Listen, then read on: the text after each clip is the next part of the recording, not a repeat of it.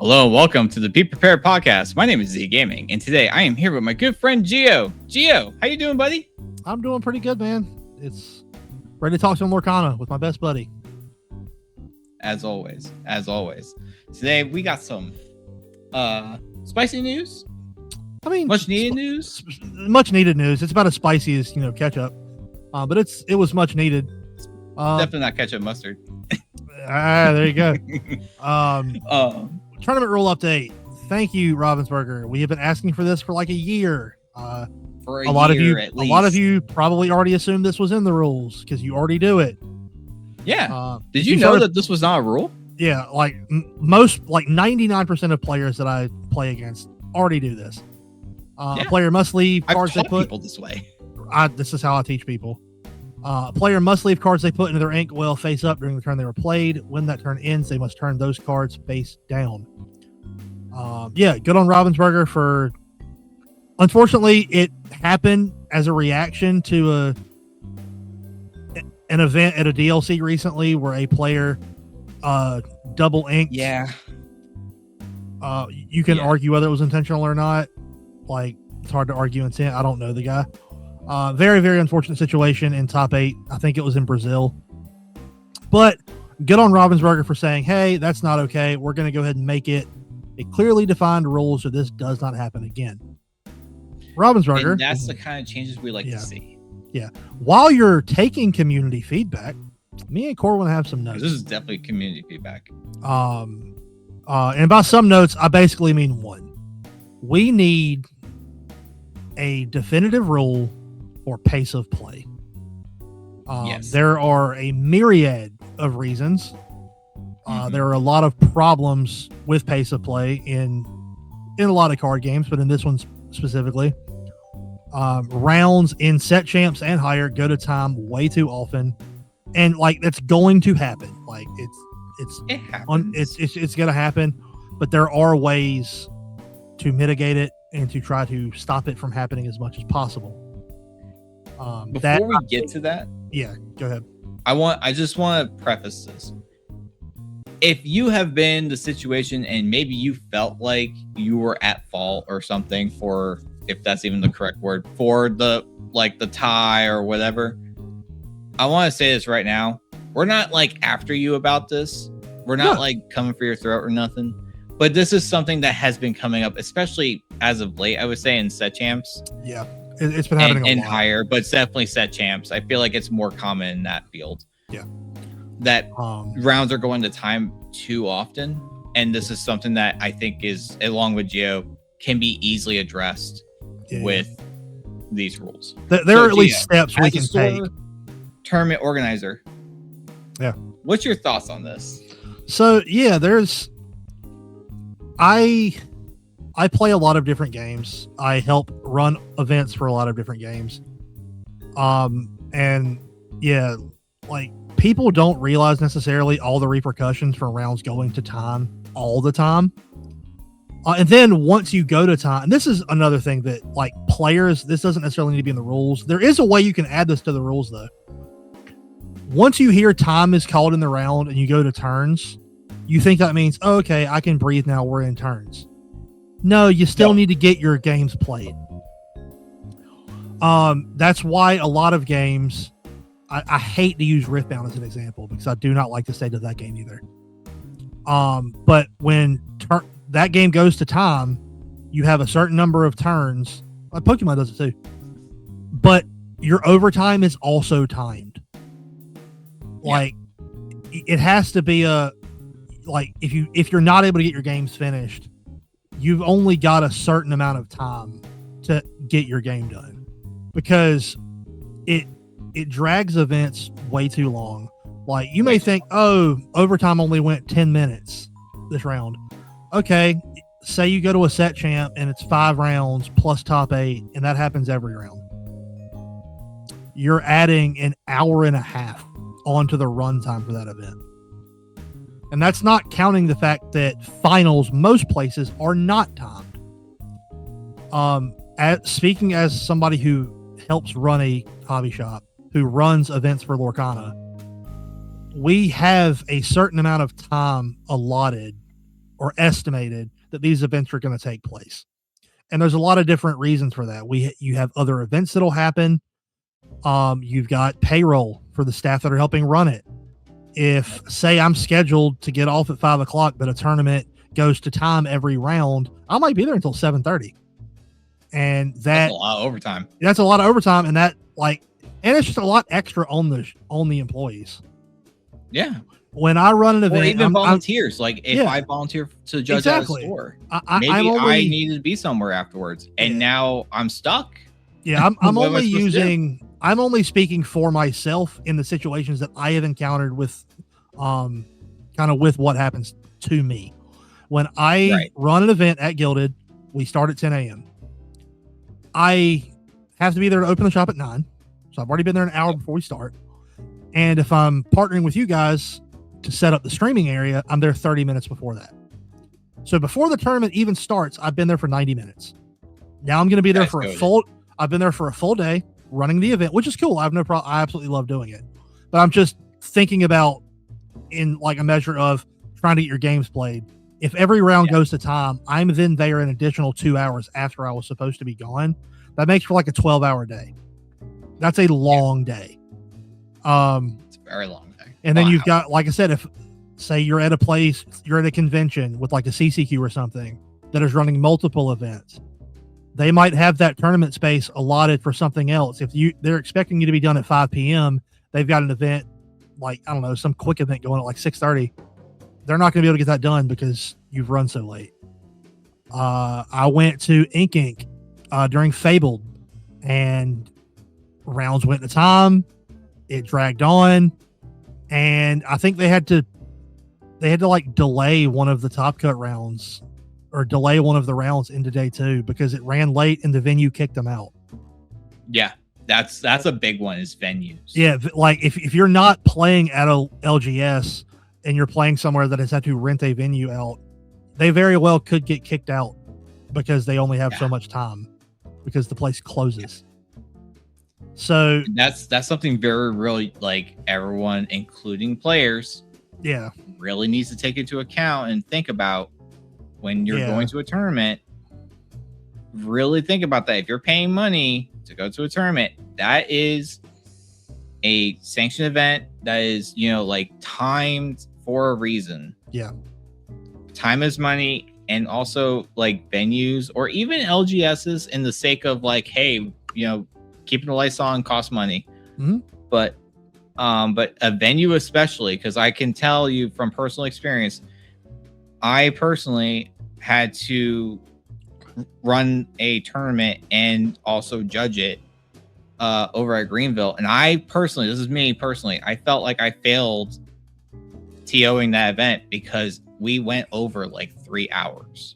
Yeah, that's rough. And it was rough. Those rounds went way too long. And part of it was my fault, as a TO and judge, but really rounds shouldn't be going that long. No. And here's without us harping on it too much. And that was at a venue. Yeah, that was very scary. I thought we wouldn't be able to finish it. there are ways, just so we don't harp on it too much, there are ways for Ravensburger to address this. And in the meantime, until they do, there are ways for the community itself to self-police. First of all, just like this. For Ravensburger, I know putting a time limit on actions is tricky. I trust that your staff can handle it. Pokemon does it. They've got a suggested amount of time per game action for every action you can do in the game. It doesn't have to be hard and strict. It's you have exactly this much time to ink, this much time to yada yada yada, but having some guidelines in place for your lore guides to go on. Yes, that's literally all you have to do. Even just guidelines. It doesn't have to be necessarily a hard rule, but just to suggest that it's this is about how much each. That way, for your tournament organizers and your judges, it doesn't feel arbitrary. Well, yeah, exactly. Because if you go to an event at one store and it's ruled one way, and go to a different store the next day, it's going to be ruled completely different because it's a different judge because we have no system. You need something in place for your organizers and your judges, especially with no judge system. It helps that you guys over at in Ravensburger are taking care of, like, okay, well, for all these grassroots tournaments and all the lore guides at the DLCs and whatever else, here's what we suggest for rounds to take, actions to take, and all that stuff. So you can kind of gauge based off. Obviously, scenarios will differ. Like, you know, there might be a situation or two, but this is the generalized times. But that's from the Ravensburger side. That's how I think they could easily address this. In the meantime, for the community, there's a couple of things you can do to help make sure you're not going to time as much. First of all, know your deck, please. Don't just show up to a tournament the day of with no reps on it, because it's going to take you twice as long to play your games because you were having to read your cards and think extra hard for extra amounts of time. And I get it. People want to try new stuff. Like, I don't have a problem trying new decks, but at least practice a couple of games before showing up to a paid event. I think that'll help. I should have mentioned this one first. The main thing, if you fear your opponent is taking an unreasonable amount of time, please do not be afraid to call your judges. That is what they are there for. That is why there's a play correction guideline. I know, especially with Lorcana, it's very much seen as, oh, this is a Disney princess game. Why are you getting so serious? If I show up to an event, if I show up to an event and I pay my hard-earned money to play in a tournament for any kind of prizing, whether it be a set champ, a local event, or whatever, if I show up and I pay money to play for store credit, booster box, couple of packs, jumbo card, whatever the hell, if your players are showing up and paying money, you should respect each player's time and you should take it seriously. Which means if a judge gets called, do not shame a player for doing so. It's like, come on, I can't believe you're calling a judge and it's not that serious. It is, because you have people that travel. The prices of gas are stupid currently. So you got people that travel several hours to play in these tournaments. You should respect. They got to drive all the way back. And they got to drive all the way back. You should respect their time and not give them shit for making sure that you play the game in the spirit of the game. So like that's ultimately, don't be scared to call a judge. Now, for judges and for tournament, I want to add something. You go just ahead. That point. Yep. For both of us that have judged events, we are not scared. We won't bite. We are customer service people. You know what I mean? Like, being a judge is really a customer service role. It's not like this scary judge, jury, executioner kind of thing. We're actually here to help you.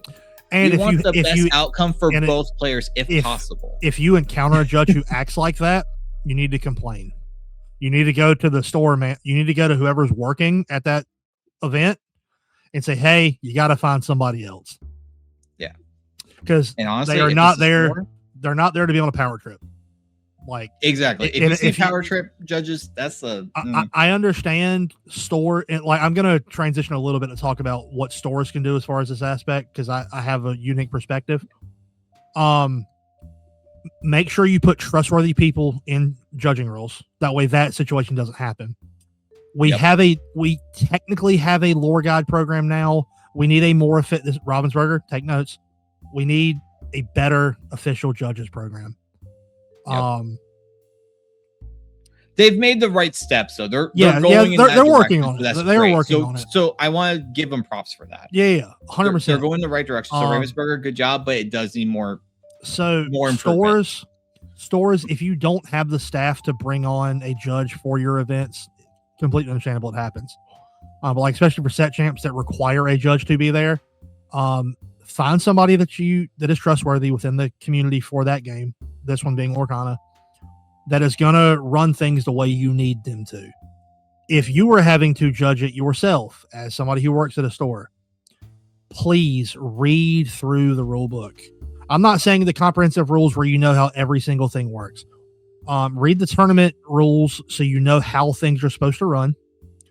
I have been to set champs that didn't run the proper time limit because they just didn't read it. Lorcana resources, like, just Google Lorcana resources. It's literally saved as a Google search for me, so I can go to that homepage every single time. And they've got a list that updates every set. It's like, Winter Spell Set Championship Guidelines. Read that. It's like 2 pages. It tells you how many rounds you have and if there's a top cut for exactly how many players you have. Because I've had that issue too. At multiple set champs, it's like, this is 3 rounds and top 4. I'm like, no, it's not. It's absolutely not. There's a chart. He's done this to me. I've done it to multiple tournament organizers. I did it at I literally did it at every set champ I went to this season. Every single one. I had to bring something up. It takes 2 minutes to read that document. It helps with your unique perspective. Like, you have a very good perspective. Dude, it doesn't take long to just read through that document so you know how long your rounds are supposed to be. It's 60 minutes, by the way. It was changed, I think, recently. Swiss rounds are 60 minutes. They're 60 minutes. Like I said, the amount of rounds, what the top cut is, if there's a top cut.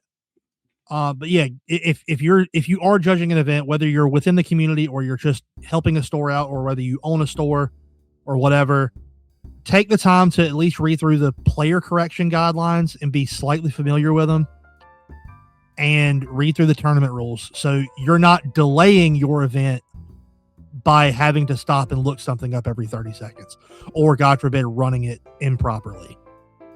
But yeah, for players, if you are a store, have the rules open and ready. Yeah, like I keep them open. I keep them open. Yeah, exactly. And I run tournaments. I run tournaments all the time. I run 2 tournaments per month at our shop, and I still every set champ I double check them, make sure nothing has changed, and make sure I know what's up. And for the most part, things are run pretty smoothly for us. But that's because I worked hard to make sure that it does. So from a store standpoint, that's how we can make sure things run smoothly and don't run over. For players, like I said, don't be afraid to call judges. That's what they're there for. Players, try to know your decks at least a little bit so you're not delaying. And a lot of this without rules is a spirit of the game thing. Don't sit there and stall. If you know, hey, I don't think I'm in a favored position to win this, I'm just going to slow play, you're a scumbag. That's not okay. If you're going to win, you're going to win. If you're going to lose, that's fine. Now, I will say this. There is a difference between playing to your outs and knowing that you have lost. Like, you are totally 100% done. Yeah, absolutely. Like, if you still have I don't want people to think, oh, well, I'm in a bad position, so I'm just going to concede now. No. No. There are times to play to your outs, and I actually encourage that. Me too. However, especially like elimination rounds where you're like, I'm playing for my tournament life. I'm gonna play to my outs. That's cool. Yeah. What I mean is, I'm down 19-1. I have no cards in hand, and we have 10 minutes left. We have 10 minutes left. I win game 1.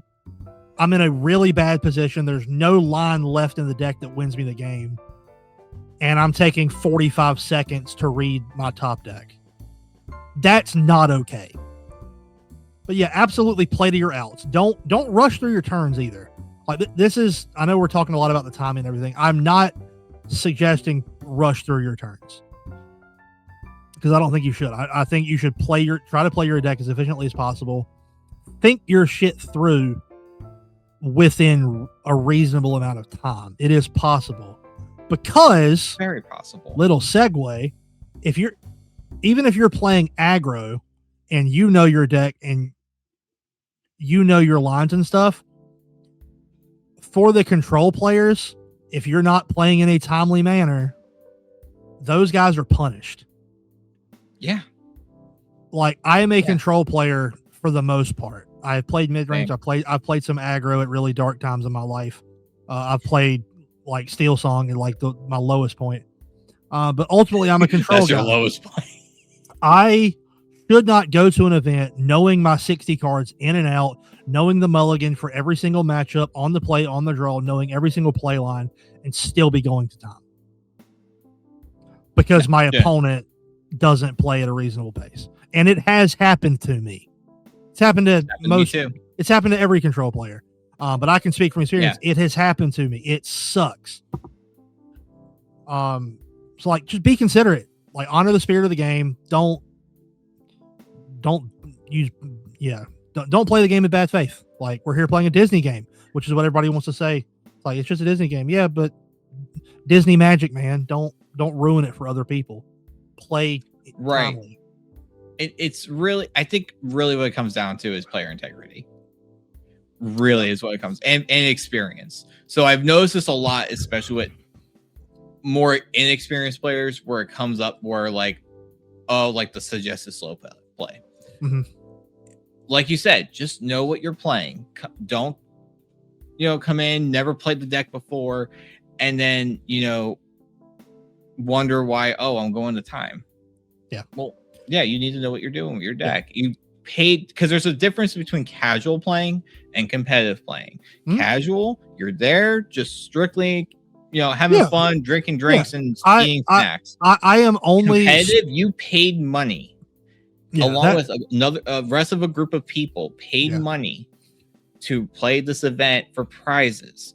You need to play with integrity. Yeah, no, I am to know what you're doing. Yeah, I'm only speaking about this in terms of paid tournaments at the competitive level. If you're playing casually, time limits don't exist. Yeah. That's the time to take. Yes, the time to practice. 2 more quick points I want to make on it so we can move on. If you feel like your opponent is playing slow, this is all you have to do before calling a judge, because I don't think judge should be the first thing. Say, hey, we're starting to get pretty late in the round. We need to try to pick it up, okay? And if they don't respond in kind, if they act like an asshole, then you call a judge. Or if they say, okay, yep, no problem, and then still continue to play slow, then you call a judge. But try to... There you go. There's your guideline right there. Try to communicate first. Yes. And if this is something you can do proactively to try to mitigate this in the future. When you are testing, this is what I do, or it's what I used to do. I don't have to do it anymore. When I was prepping for the DLC for Seattle, I played Ruby Amethyst, and I was going late into the round. I wasn't going to time a lot, but I'd go late into the round. And what I did, because I know how I play, I know my pace. I know not everyone is going to have that pace, and that's fine. Nobody does, in fact. The only person that plays faster than me is AJ. The only player I've ever met who plays at a quicker pace than I do. Some people think that I just don't think my turn's through. I'm like, no, I think I'm through, but I process relatively quickly. And I probably don't think it through enough sometimes, but I know my decks really well when I go to events, especially at DLCs. What I did when I was prepping for that, I said, all right, I'm going to this tournament. It's best of 2 50-minute rounds, which was hell, by the way. You remember 2-game format, Corwin? Slight side. You remember 2-game format? It. Fucking worst. But on average, only thing worse than that is best of 1. Yep. My thought process leading up to that event was, okay, 50 minutes. That's about 25 minutes per player. I know I can do that. I know other people can't. So how do I prevent it? I use a chess clock for all of my testing, and I gave myself 10 minutes per match, which is not. I did that when I practiced Brainiac. Yeah, it's not a lot of time. It's the hardest deck to play. But this is saying I am going to train myself to think my lines through as quickly as possible. So if I get an opponent that's slow playing, I can spend their turn thinking my turn through, react to my top deck, play my turn out in about 10 seconds. That way, you're finishing the match in 10 minutes worth of actual actions. There were a lot of games where I didn't finish because I didn't give myself enough time, and it almost never came up where I didn't have more than 10 or 12 minutes. But when it does happen, because it will, you have trained yourself to increase your pace. And that's a skill. That's a player skill. Yeah. In fact, I can even tell you this. For 2 months. Yeah. Geo, perfect example. I'll even give another one. A very, very good friend of ours. And honestly, you can cut this if you need to. My very good friend, Richard. Perfect example. He is a peak player in our community. But you know what? Even a player of his caliber can have a blind spot or two. And us as good friends of his, we brought it up to him. And you know what he did? He trained that skill. He has gotten so much better at that. What in I think, just a short amount of time. All it was he just needed to know. well, Okay, I think a lot of people just all used to right. give a lot of people used to give him shit for it, and I Yeah. don't know if he internalized it or not, but he has. But got, he definitely doesn't. helped, like, Part of the problem when he used to do it was he played Steel Song, and Steel Song drains your soul. But like he still does go to time, but it's nowhere near as frequently as it used to be. So I don't know if it was a conscious effort he made or if he just got more experience with the game, because increasing your pace does Either way. Either way. But it doesn't seem like a coincidence to me that like you said, people were giving him crap. I don't give him crap. I don't give anyone crap about that kind of thing. But it's one of those things, like when I would bring it up or you brought it up or something, we're like, hey, bro, you're a friend and we're all trying to get better at this game. This is a skill. This is an aspect of the game. Time is the aspect, because you know what? You could be the best player in the world. You could be the DKP in this game, but maybe you're only DKP level if you have like 2 hours to process this entire match. Yeah. Right. But if I pressure you into like 30 minutes, now all of a sudden, oh, well, your optimization goes down. Yeah. A lot of players are actually really, really freaking smart, and they can process to like a DKP like level if they're given enough time. But part of the skill of this game is that you have to do it within time. It's something I'm casual and competitive. So that's a skill. That's an actual player skill. So one of our best players, Tread Easy, is a perfect example because he's such a crazy, amazing player. Yeah. That had a bit of a weakness, and he's already kind of like sanded those rough edges out of that weakness, and now he's playing at even higher caliber than he was before. So that's actually an encouragement to all players that are watching this right now or listening. Hey, take that to account. There's more to this game than just the deck list and the mulligan stuff. There's other factors to this game, like time, that you should think about. All right. But yeah, that's enough of a tangent on the rules. Yeah, that was like the biggest tangent. That's I think we got across all of our points. But yeah, I implore players to do the chess clock thing. Practice playing it on a lower setting. I'm probably going to do another few sessions before Indianapolis, because I'm learning a new format, and there'll be a lot of new people there. New format, more interactions in Infinity. Yeah, I highly suggest you start practicing. So yeah, if you're playing an Indy or if you're just trying to play Infinity, speaking of Infinity, Gilded has an Infinity tournament coming up this Saturday. Shameless plug. Please show up for those of you who just want to play a fun format. It's really, really cool. It really is fun. Speaking of that, we also had a tournament last weekend. Yeah, Dragon Sword. Yeah, our Ohana friends. Our Ohana friends. Yeah. Good old Ohana means family. Yep. Let me tell you, that was a fun event. The vibes were like perfect the whole time. Ohana, fantastic work. Tanya, Corey, Al, Ashton, y'all did such a fantastic job. Zarek, man, he's got a booming judge voice. Like he's like, hey, perfect. I believe that. Yeah, they were fantastic. Ohana means family, goated. They ran their raffle great. Their tournament was on point. They had head judge and floor judges. They had all the stops. They did a fantastic job. And honestly, it was for a great cause. It was to help Al's mom and his family. She has stage 4 cancer. So, we all pitched together funds for her. And it was great because she was there. She actually did handle the raffle stuff. That was a lot of fun. She's very sweet. And yeah, I just gotta say it was a great time. I love seeing the Ohana team. We only get to see them during set champs and stuff most of the time. So when I get to see them, it's a pleasure. So great job. All the love to Al and Ashton and the Ohana family. Yeah. And I'm hoping to see them again soon. Now, to the Uninkables Team League. The Uninkables Team League. We had week 1 of season 2. This was a spicy week 1. It was, man. It was a lot closer compared to last season. Do you have the pretty lopsided? Do you have the metadata?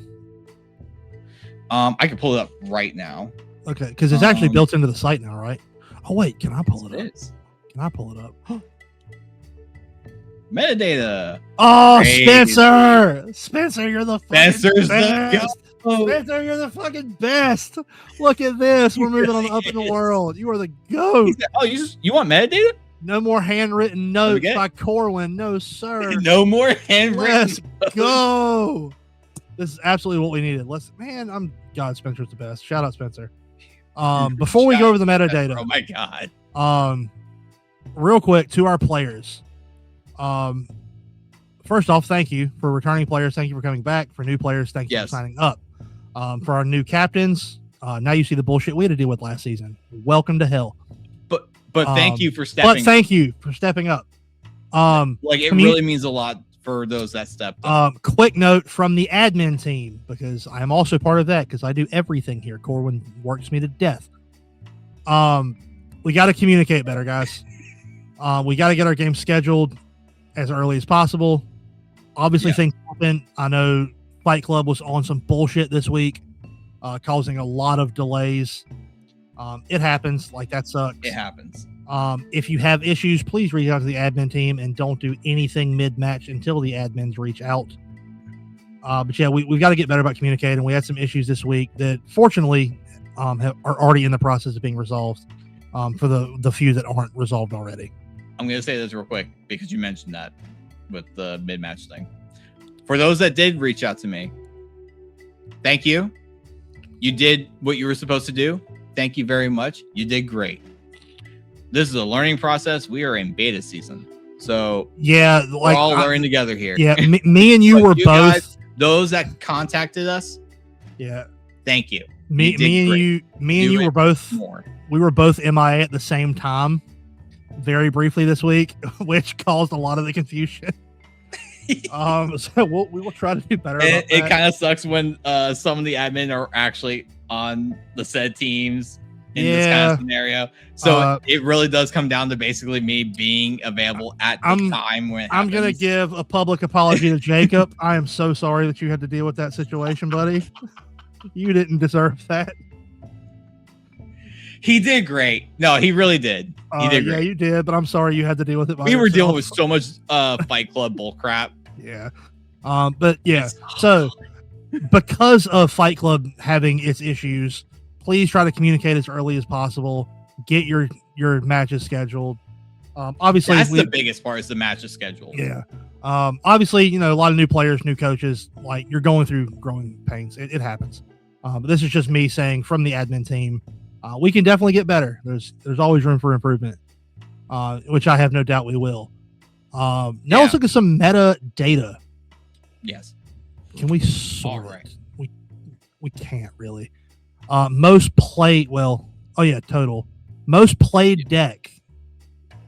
Blurple had the had the most decks played. This has it sorted by win rate. This has it sorted by win rate. Yeah. So Blurple had 8 and it went 4-4. That tracks. Then Amber Emerald had 6 and went 1-5. Okay, what did we say towards the end of last season about Amber Emerald? It's a hard deck to play. That color was going to skyrocket in play. It's going to skyrocket in usage and plummet in win rate. Yeah. The deck's hard as fuck to play unless your name is Paul. Paul's a cheater, so it doesn't matter. It's okay. He's not playing this season. We're not going to talk about that. I've already ranted enough tonight. You're not going to get me doing it again. What do you mean? What do you mean? What's wrong with that? On the co-captain bullshit? Fuck you, Corwin. Next up, we had Ruby Amber Toys with 4 decks. Jesus fucking Christ, Sid's Toys is good. It might be the better toy deck. It's funny because overall I'm hearing otherwise. Overall meta, I think Amber Emerald is probably just the most consistent, do its thing. But when Amber Ruby does its thing, it is fucking debilitating. It's disgusting. I was on the receiving end of it this week. Justin, right here, buddy. He absolutely trounced me with this deck.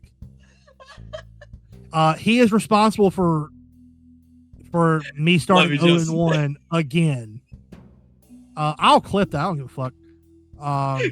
Like he Clip beat it. the absolute shit out of me. What's really funny is I felt really comfortable. I'll talk about it later when we go over my match. I'll talk about it. Sure. So, I already know your thoughts on that. So Ruby Amber had 4 decks played. Yerpel had 4 decks played. I think I saw one more. Yeah, what was their win rate? Okay. Yerpel was 50% and Amber Ruby was 75%.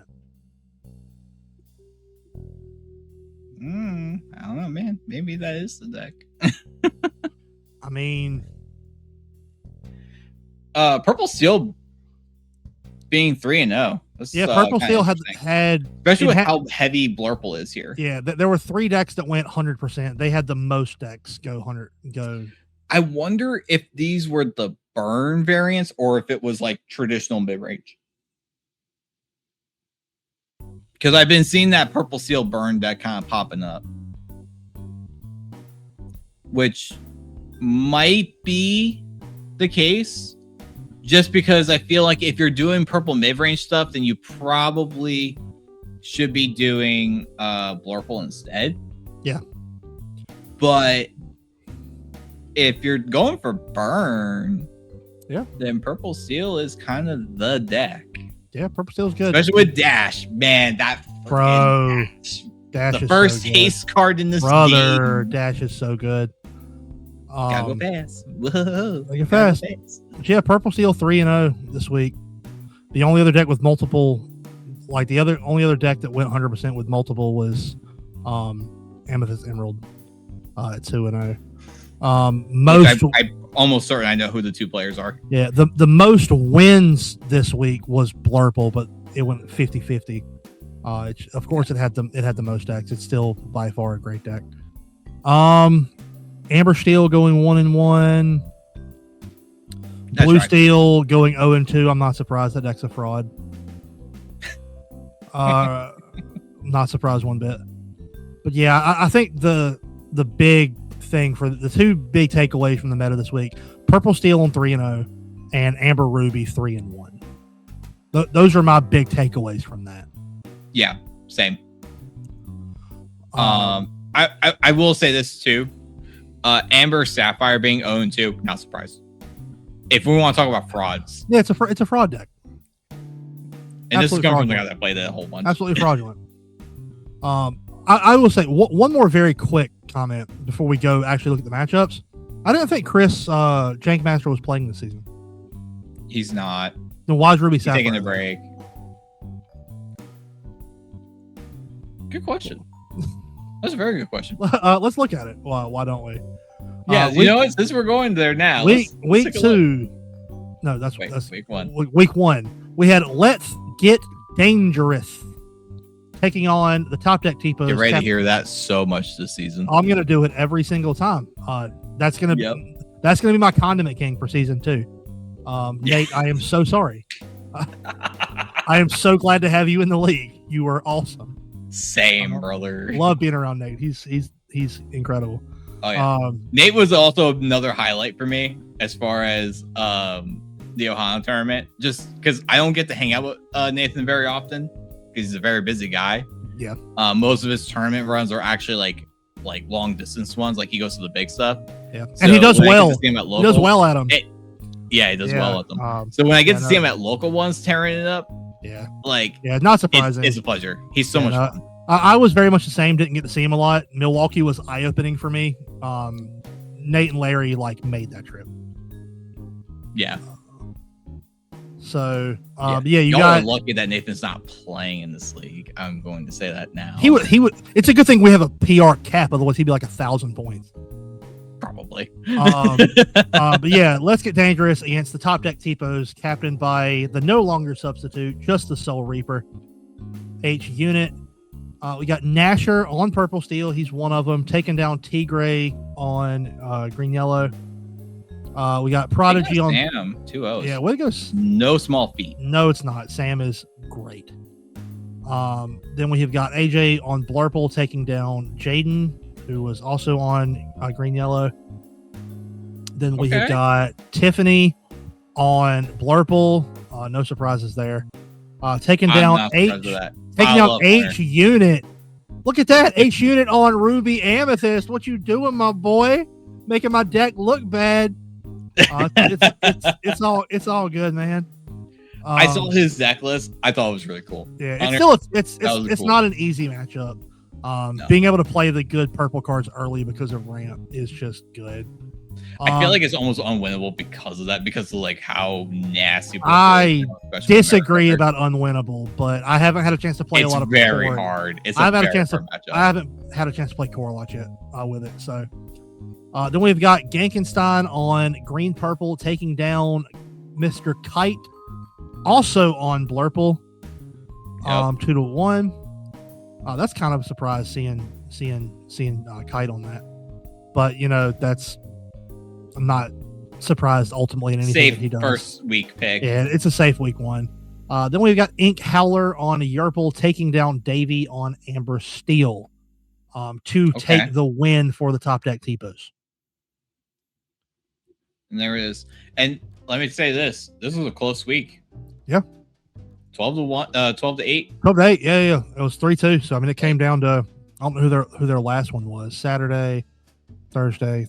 I think it was Sam versus. It came because if you see the icons missing for the week thing, yeah, they didn't get it scheduled in there. So I mean, it came down to that one. So it did. But yeah, well done to the T-Pos taking it down. Hunter, though, you went undefeated last season and you're starting winless. Dang, it's all the pressure being captain, man. I can't talk too much shit. We'll get to me later. I'll let all y'all rag on me. Moving on, we have got the reigning, the defending champions, the Lorcana Lost Chapters, getting taken down by Strange but Not Special. Look at you go, Mitch. This is one of my favorite parts of this whole show. I see you. You know what? This week, you're strange, but a little bit special. You're a little bit special this week. I'll give you that. You heard that, Mitch? You heard that? Just giving you credit. Now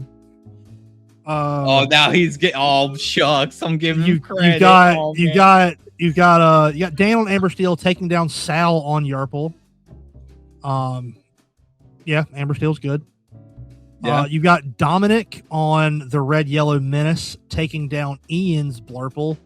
Not really a surprise. I got a lot to say about Dominic in a minute. Keep going. Then you've got Camalam Jam on Baja Blast taking down Ristano's Blue Steel. Blue Steel's not a real deck. Tried telling y'all that. And you've got Logan on Blurple taking down Doucho. Look at that on Blue Steel. Also not a real deck. And you've got Adam on Purple Steel taking down Sam on Yellow Blue. Me and Sam are fighting for our life to make that deck still good, to make it relevant, and we both got clapped this week with it. Yep. All right. I haven't had a chance to play it against Purple Steel, so I don't know how that matchup is for us. I can't imagine it got any better considering now they have more burn.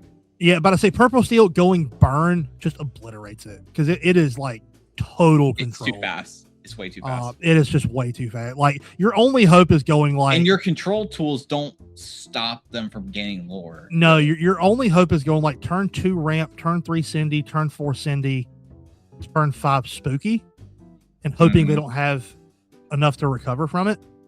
But they still got fucking Doc, so all it takes is a Doc into some other bullshit. Pocahontas, wisdoms, dash, gather knowledge and wisdoms, dash. Cobras. So yeah, it's a hard. They have so many ways now. Yeah, the deck go fast. But yeah, shout out to Sam, fighting the good fight. Keep that fighting the good fight. Fighting the good fight to make that deck good. You go ahead about Dominic for this team. I'm gonna say this now.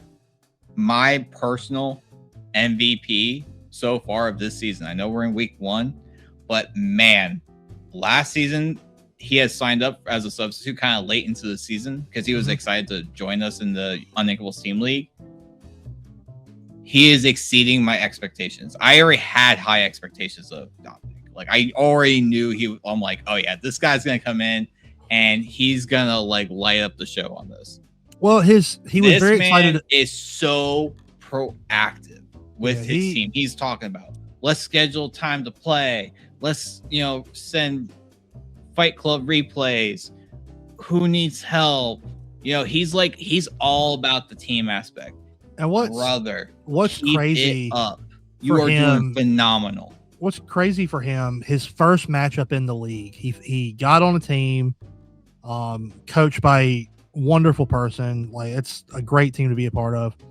And his very first match is against the reigning MVP of the league. And that's true. And he won 2-0. That is a hell of an accomplishment from Dominic. I can't wait to see what else he does this season. But I had to talk about Dominic real quick because I see all the chats. Like, I know what everyone's doing. I hear let me preface this. If you're using the Uninkables private chat logs that I give you guys, which please do. That's what they're for. Please do, because then I can do stuff like this right here, where I'm like highlighting all these players. It also works. It really works. It helps a lot with the communication stuff too. Yeah.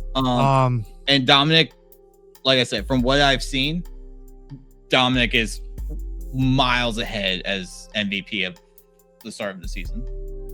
For me, me personally, he's done phenomenal already. Moving on. This one hurts. We got Matt, the Spooky Sites, taking down the hometown team, taking down Lore Club. The first rule of Lore Club is we don't talk about week 1. We have got Richard at the 1 seed with Baja taking down Preston. This, from what I gather, I haven't had a chance to watch the replay back yet, was rage-inducing. I got to see a little bit of it. Unfortunately, I was traveling when I got to the replay of this. Couldn't watch it live. Game 2, Preston was up 19-0, and Richard still won. My boy. Oh, no. Press. Fortunately for him, it didn't matter. My 1 and 2 seeds did do the damn thing this week, though, helping get some These are 2 Titan players, though. Which, as we know, every point counts when it comes down to playoffs, so I absolutely will take that. Larry, the Iceman. Oh my God, I can't believe it. He's on Blurple. That man's more reliable than the sun. Crazy. Taking down. To make a good showing for week 1. Taking down Matt, who was on Green Yellow. And then it all kind of goes downhill. We have got Justin, Visionary Storm, taking my ass out back behind the shed and whipping me like a disrespectful child. I tested vehemently all day. Like, we played on a Tuesday, and I was off Tuesday. I tested all day with my deck. I was so confident with it. And when he messaged me and we got in, I'm like, the only matchup that I'm worried about, the only one that I had problems with today was Sid's Toys. We load up. I think he won the dice roll. He plays it, Sid's Toys. Fuck me. Are you kidding me? And yeah, he rolled me. I remember you sending me all your replays, and you were telling me specifically. Yeah, like the only thing I'm struggling with is that matchup. Like the 1 or 2 times I played it, I just got rolled. It didn't help. I'm pretty sure I missed Cinderella both games. I know I missed Cinderella games. Yeah, you did. I remember you telling me that specifically. So like that sucked, but like this was a tough matchup anyway. I needed things to go perfect, and they fucking didn't. So well done, Justin, for taking me down. Then we have got Big Dog, my personal favorite player to take a look at this season. Megan wasn't able to play. She's still finishing up some school stuff, so she subbed. And I had the dog father, Daddy Bo, filling in. The dog father. I'm telling you, if that man gets a chance to play tournaments this season, y'all are fucked. Because he has been a dogs player. He has been a dogs player. Disagree. He has been a dogs player since Tramp got revealed. And it's at the peak of its power right now, which means he wasn't should he be still sung before that. Maybe it's been a while since he's not been playing it. He's been a Red Steel Truther since forever too. Me and him love that deck. But yeah, Brian took him down. I think Bo said he had some misplays in game 3, which may or may not have cost him. I don't actually. As great as Bo is. I think he said the misplay wound up not mattering because of what Brian had in hand. I think he had double Ursula to rip the Under the Seas or something. So fair. I will say this: as great as Bo is, the dog father. Yeah. Big dog Brian. Yeah. I think he's one of the biggest underdogs, rising. He's gonna be a 1 seed next season. I'm almost certain. He's gonna do so well into the season, and he's gonna jump up a lot. Yeah, he's gonna climb fast. He's really good. So I'm as good as Bo is, I'm not surprised at Big Dog. But yeah, Bo, thank you for stepping up this week, filling in for us. Thank you, Bo. Then we have got Cam taking down Becca Yerpel versus Blurple. This is a matchup we expected. We practiced a little bit. We weren't able to get as much testing as we wanted. Just kind of didn't go Becca's way. I think Cam just drew the nuts one of the games. She remembers sales this time, right? She did remember sales this time. She did remember it was sales last season. No, she did remember that. Her list was good. Her list was like a brainchild between me and Larry. We worked on it. She had a couple of things she threw in, but we were happy with the list. This was just a matter of Cam was more practiced than Becca for this one. But Becca didn't play bad. She didn't really misplay any. So well done, Cam. Locking up the win for the Spooky Sites. We will see you bitches again in the playoffs. Then we have got the Quality Quacks, coached by my boy Joker, taking down the Space Goose. All that colluding from Charlie and Paul, and you can't even pick up a win week 1. Isn't that a bitch? We have got one up.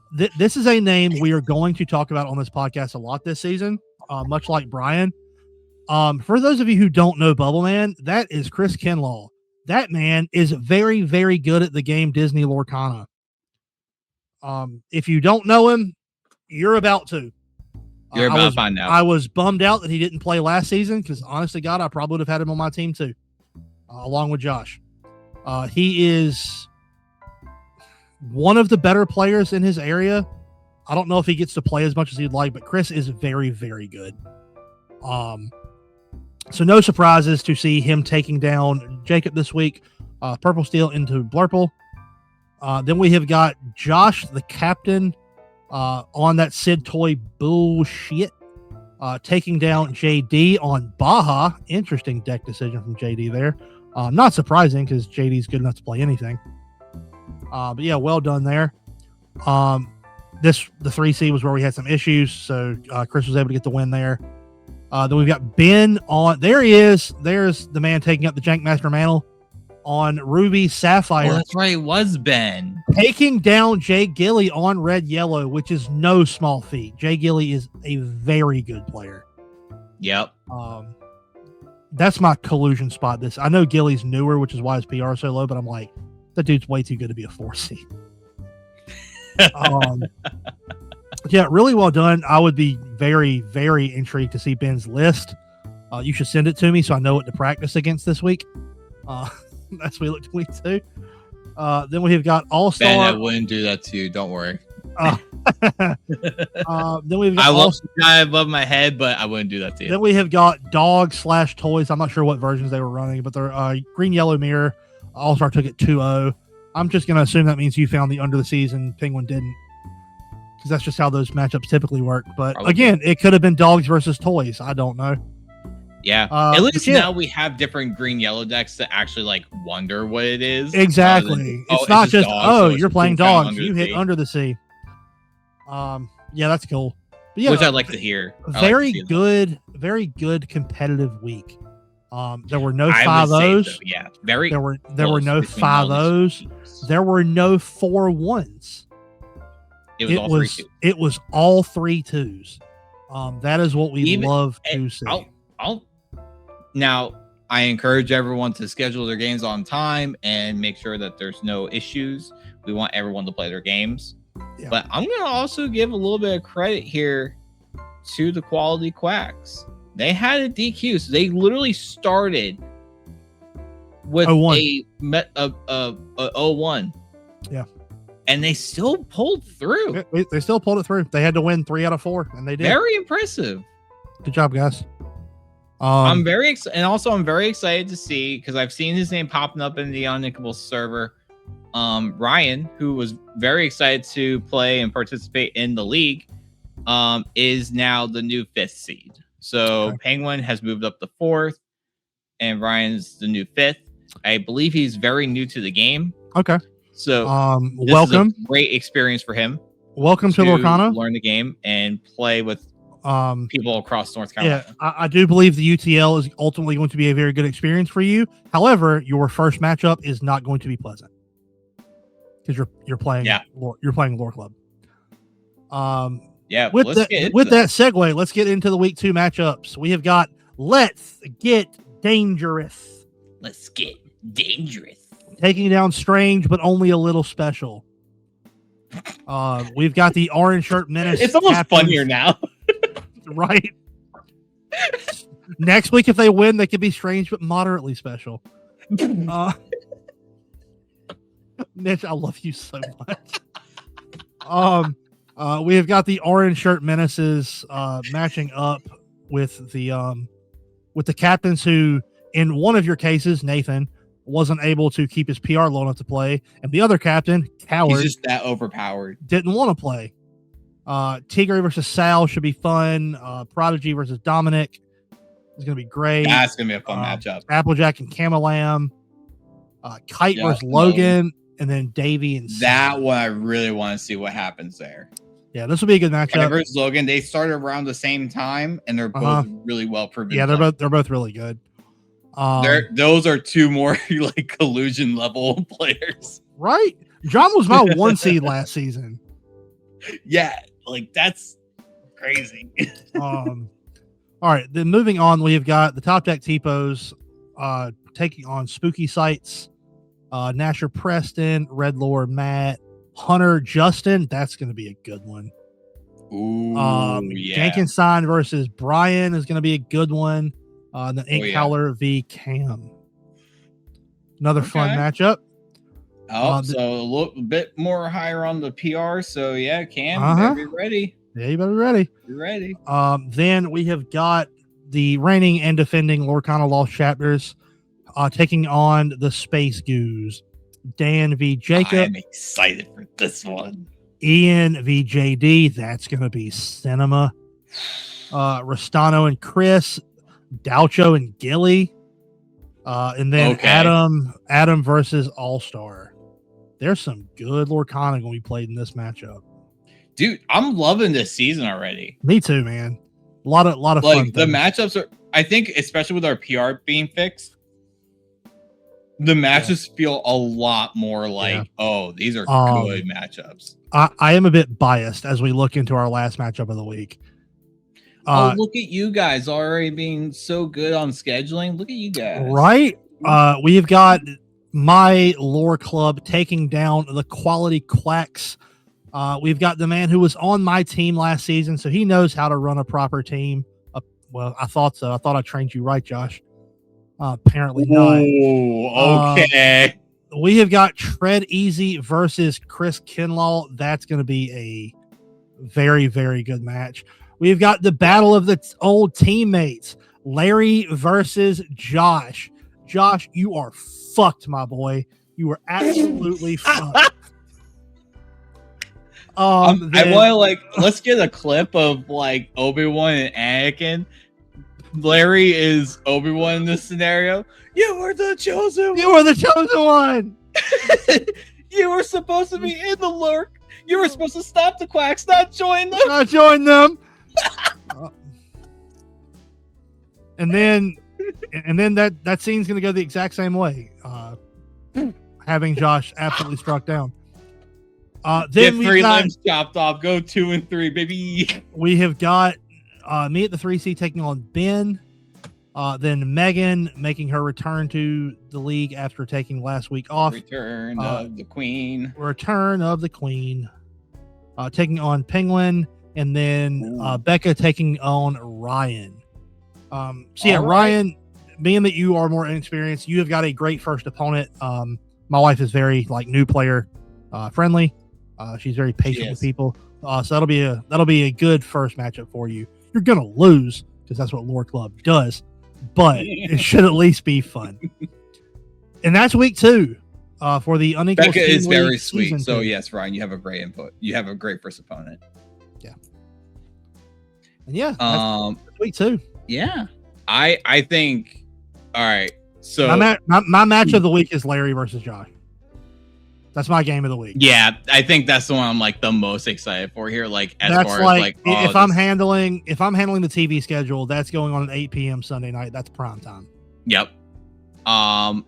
Real quick, I'm gonna do one per matchup. Okay. Sure. So the next one, I think I'm biased here. I'm not gonna lie. Jacob versus Dan. See, anytime I can see Jacob play, I think I'm gonna be very excited. For me, it's Ian and JD. That's my close second. That's very close second. For me. That's I can't wait to see how that one goes. Oh, wait a minute! I just realized something. Wait, go down. Wait, is he up higher? Let me see. Where's Camelama Jam? Where's Camelama Jam? Up at the top. He's playing Tiffany this week. He's 3rd seed. All right, let's go back down. His wife is 3rd seed. Oh, let's go. When that happens, that's going to be so good. Oh, it's going to be great. It's going to be great. When's that happening? I'm almost tempted to go through the weeks and figure out when that's happened. Anyway. All right, we were looking. Okay, so yeah, Jacob. And for me, it's JD and Ian. That's a really good one too.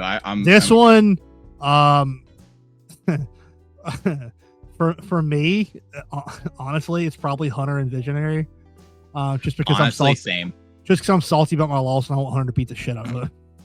I'm honestly kind of there with you though. You want to see Justin get his ass kicked? Okay, cool. Nice to know. Oh, wow. Nice to know me and my co-host on the same page. Yeah, you're gonna clip that one. But yeah, no, it's that or Red Lord versus Matt. I would love to see that matchup. Because they're very good players. Yeah. I have high respect for both of them. Same. So it would be great to see those two play against each other. All right, and finally, for this one, I know. I already know my answer for this one. Is it Dominic and Prodigy? Okay. Yes, but this is a caveat for me. Equally as much, Kite versus Logan. Yeah, I think that's the one. I'm actually. Admittedly, I think I'm more excited to watch. For me, looking at these, if I had to pick one that I want to sit at the table and watch, probably Camelam versus Tiffany. I enjoy watching Tiffany play. Same. She's very, very good. She's very enjoyable to really watch compete. Even you're having to play against her, it is always pleasant. I'm very fortunate that she's part of my traveling group for Indy. I'm very much looking forward to that. It's going to be a good time. So yeah, that for me, that's probably, like I said, biased because I really enjoy watching Tiffany play. So probably that one. But I think Kite and Logan will be like a knockout. I think that will be like a 2-1 for sure. Like I feel like 100%, close one. 100%. That's going to be a really close one. And they're in the play styles that they play are very similar. Like I believe both of them are control players. Yeah. Like they play the more slower decks. They're not like super aggro-y traditionally. So it'll be a very good 3 long games. Not because of slow play. I know we talked about that earlier. But it'll be a very calculated, methodical match. Very calculated 3 games. That's my prediction. I agree. But yeah, that's week 2. For the UTL. Do we have anything else we wanted to go over? I believe that is it. If you are in the North Carolina area or anywhere nearby, this Saturday there is a Infinity tournament happening at this man's store at the Gilded Dragon. The Gilded Dragon in Wilson, North Carolina, 10 a.m. Bring your Infinity decks if you're going to Indy. Bring your Infinity decks. Or if you just like playing Infinity, you just really like Be Prepared. Show up and slam them bitches. Shocker that, us over here like Be Prepared. I love them. I play 4 of them. I play 4 of them. In my deck currently. If you play against me, Oh yeah, never let it be in doubt. If you're playing me and we're playing Infinity, there's a 90% chance I'm playing Ruby Amethyst, and I'm gonna be on 4 Be Prepared always. Yep. I'll play with that handicap. Same. Anyway, but yeah, honestly, I think that's about it. And with that, I just want to give that a quick shout out for Gilded Dragon. Other than that, guys, have fun with the Unthinkable Team League. We are going into week 2. If you haven't signed up, please do, because we would love to have more substitutes ready, willing to play, because you know what? Things happen. And as y'all get registered, guess what happens? Next season, we'll have more teams. We have more teams, there's more Lorcana to be played. And we'll be playing with the new rotation sets. So that'll be more fun. I think that's about it. Geo, you got anything before we roll out? No, man, I think that is it. I'm looking forward to trying to get in the win column week 2. Yeah, let's get it. Let's get it. While also trying to prep for Indy, trying to play Core and Infinity at the same time is miserable. Yeah, it's a lot to remember. Takes a whole other half of your brain to get that working. But with that, I think we're gonna close out for the night. Yep. My name is ZeGaming. This is my good friend Geo, and this has been the Be Prepared podcast, getting you ready for your next game. We are signing off for the night. Catch you next time, and happy questing.